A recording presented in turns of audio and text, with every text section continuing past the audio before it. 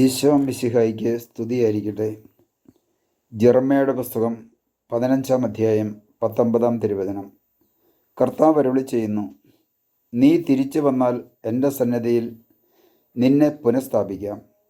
വിലകെട്ടവ പറയാതെ സദ്വചനങ്ങൾ മാത്രം സംസാരിച്ചാൽ നീ എൻ്റെ നാവ് പോലെയാകും. യേശുവിൽ സ്നേഹം നിറഞ്ഞ സഹോദരങ്ങളെ, ദൈവമായ കർത്താവ് മനുഷ്യനോട് നൽകുന്ന വലിയൊരു വാഗ്ദാനവും കൂടിയാണ്.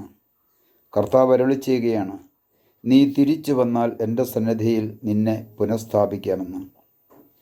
ദൈവത്തിൽ നിന്ന് ഞാൻ അകന്നുപോയെങ്കിൽ, ദൈവവുമായിട്ടുള്ള ബന്ധം എൻ്റെ ജീവിതത്തിൽ വിച്ഛേദിക്കപ്പെട്ടിട്ടുണ്ടെങ്കിൽ, തിരിച്ചു വന്ന് ധൂർത്തപുത്രൻ പിതാവിൻ്റെ തിരുസന്നിധിയിലേക്ക് തിരിച്ചു വന്നതുപോലെ നമുക്കും ദൈവത്തിരുസന്നിധിയിലേക്ക് മടങ്ങിച്ചെല്ലാം.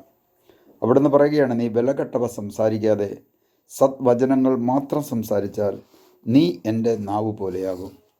വ്യർത്ഥഭാഷണങ്ങൾ, ചീത്തവാക്കുകൾ, ചീത്തപ്പാട്ടുകൾ, ശാപവാക്കുകൾ, മറ്റുള്ളവരുടെ കുറ്റം പറച്ചിൽ, അപവാദം, ഏഷണി പറച്ചിൽ, നുണക്കഥകൾ പ്രചരിപ്പിക്കുക, ഇത്തരത്തിലുള്ള വ്യർത്ഥഭാഷണങ്ങൾ നാം ഓരോരുത്തരും ഉപയോഗിക്കാതെ അതിനെ ഉപേക്ഷിച്ച് സദ്വചനമാകുന്ന കർത്താവിൻ്റെ വചനം പറയാൻ തുടങ്ങിയാൽ ആ നാവ്, എന്നെ കേട്ടുകൊണ്ടിരിക്കുന്ന ഓരോ മക്കളുടെയും നാവ് ദൈവത്തിൻ്റെ നാവ് പോലെയായി മാറും.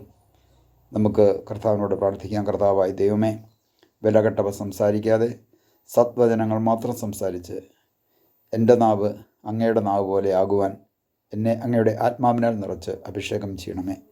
പിതാവിൻ്റെയും പുത്രൻ്റെയും പരിശുദ്ധാത്മാവിൻ്റെയും നാമത്തിൽ ആമേൻ.